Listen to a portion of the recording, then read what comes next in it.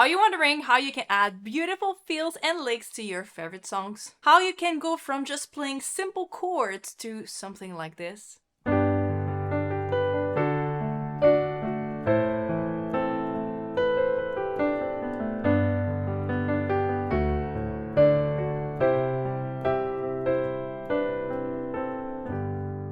Well, in this video, I will be sharing with you how you can start adding beautiful lines in the song that you play. So by the end of this lesson, you'll know exactly where and how to add these beautiful ideas. So this video is going to be divided into two parts. The first part is going to be about how you can add some feels to your accompaniment version of the song.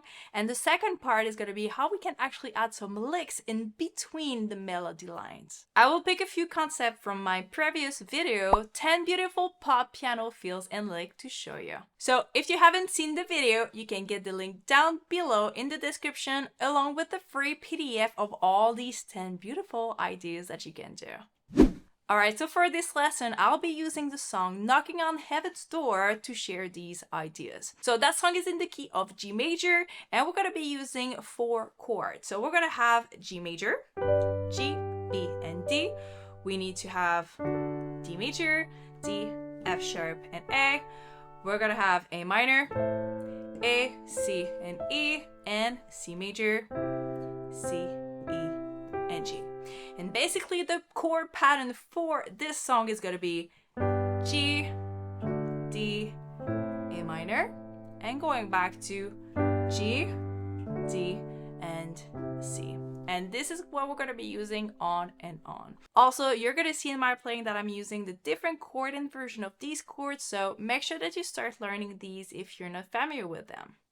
So for example, number 1, let's think about playing in the band or with the singer. Basically, someone else is playing the theme, the melody, and they should have the whole attention. So in that type of context, you always want to make sure you don't step on the melody part. So that's why I love keeping my feels simple and mostly in the medium range. You can add a lot of different feels during your accompaniment as long as it stays in the background. So the first example of something that could work great during your accompaniment could be using chord inversion. So let me show you how it would sound like. Mama, take this badge up with me. I can't use it anymore. It's getting dark, too dark to see. Feel I'm knocking on heaven's door.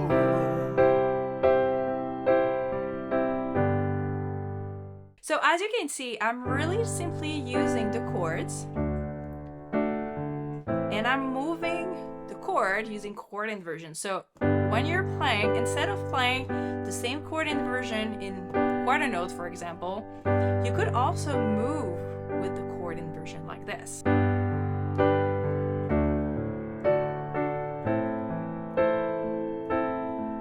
It can create some movement in your accompaniment, so it's not always the same thing that you're playing. And here I'm even changing a little bit of the rhythm using simply the chord inversion going up and down. Down in this case, like this, before going back to the G major. So that's really interesting to use chord inversion as part as your accompaniment. Now, option number 2 that you can do during your accompaniment is something that I do all the time, and it's using add-9 or sus2. So let me show you how it would sound like. Mama, take this badge up with me. I can't use it anymore. It's getting dark, too dark to see. Feel I'm knocking on heaven's door.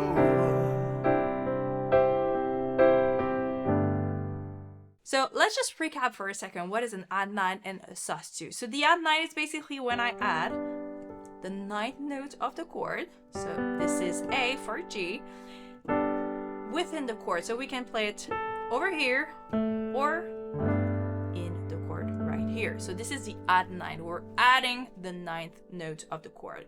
The sus2 is when we actually replace the 3rd by the 2, which is the same note as the 9, like this. So we're missing the 3rd in the sus2. And those two are great to create movement in your accompaniment like this. So we could go like, you see, I'm moving from the 3rd to the 2, creating a harmonic movement in my accompaniment. And it's beautiful to have in the background. It's something that you really can easily add to your playing. So we can have the add 9 here.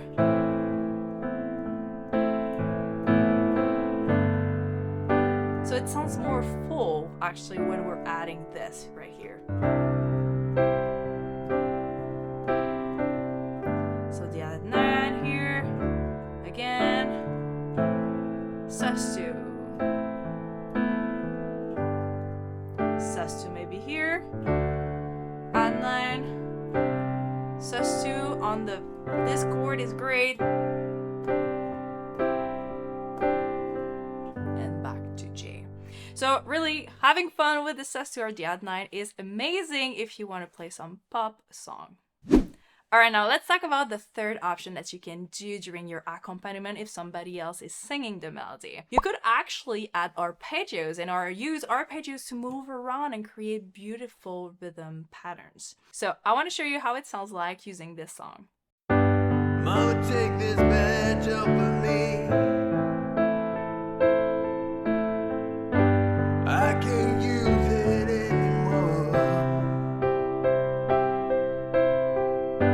It's getting dark, too dark to see. Feel I'm knocking on heaven's door. Amazing. So what I did here is basically using the chords and moving up and down with single notes, which are arpeggios. You can use chords too and mix with the arpeggios. And we can go down like this. So it's really the same notes. It's using the chord, the note of the chord, but now I'm using it separately so it creates beautiful arpeggios. So it's really great to start learning these.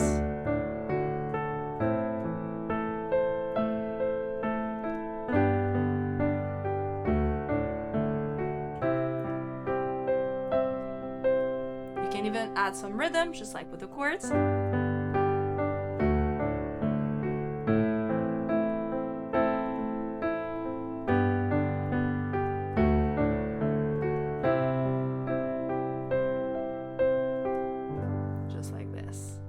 And by the way, just as a reminder, if you'd like to have the PDF version of my top 10 licks and fills for pop, you can get it down below for free in the description.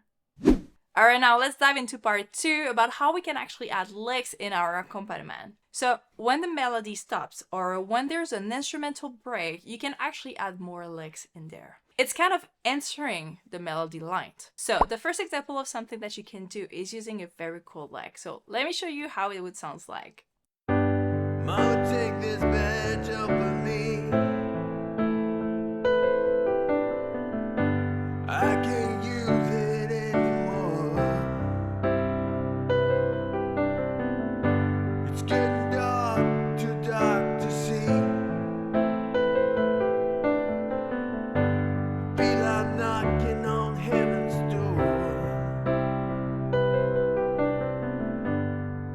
Alright, so this lick is absolutely amazing, and I changed it a little bit just to make it fit in our accompaniment here. So I want to show you what we could do. So if we go here, this is the whole section where there's the melody. So we keep it very simple in the background before we play the lick. So we have...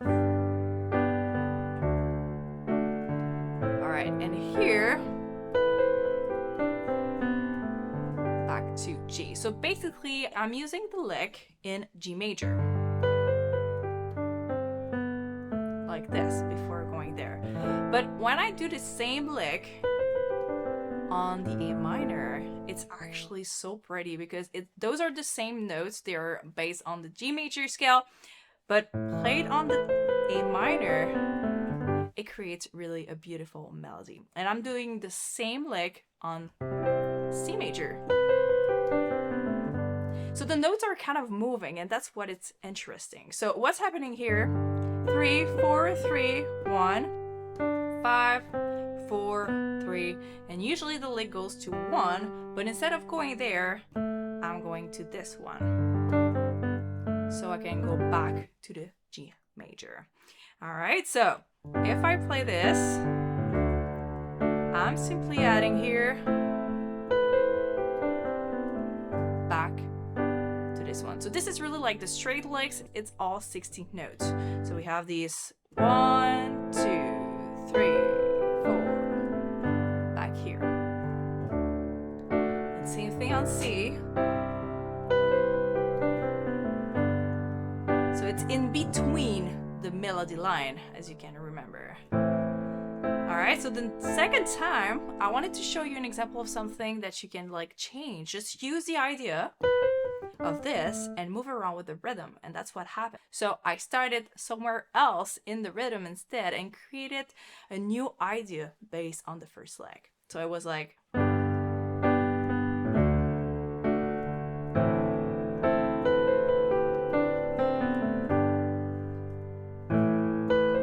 same notes, but I'm moving the rhythm a little bit. We could do the same thing here. So there are so many ideas that you can move and change using the same first idea. So there you go. This is how you use this lick in your accompaniment. And now the second option that you can do between the melody line is actually using sixth. And I love sixth because it works great also in your accompaniment, but I'm going to show you how it would sound like if I use it in between the melodies. Mama, take this badge off of me. I can't use it anymore. It's getting dark, too dark to see. Feel I'm knocking on heaven's door. All right, so let's take a look at it. So we have this going to D, same thing here, keep it simple. But then when I go to the A minor, I went all the way up here. So it's basically using the notes of the chord. It's kind of an arpeggios actually, but I'm adding a sixth below. Like this on the A minor. So we're on A minor. So I'm using the notes of the chord. Those are always great because they work great on the chord here. You can move around with the rhythm or just keep it simple. Like this, depends whatever you want to do, but these are really like using six going back to G. Same thing with C. So first C here, instead of only following the notes of the chord, I'm actually using some notes of the scale. So I'm doing E, C, B, A, and G like this, going to the resolution of G major.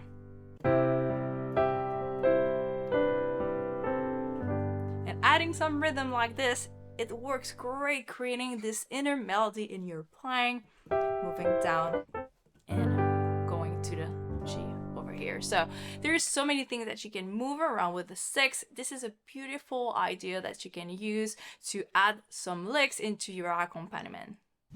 Alright, thank you so much for watching, and if you've learned anything valuable from this video, please subscribe to this channel and like the video. Alright, bye for now.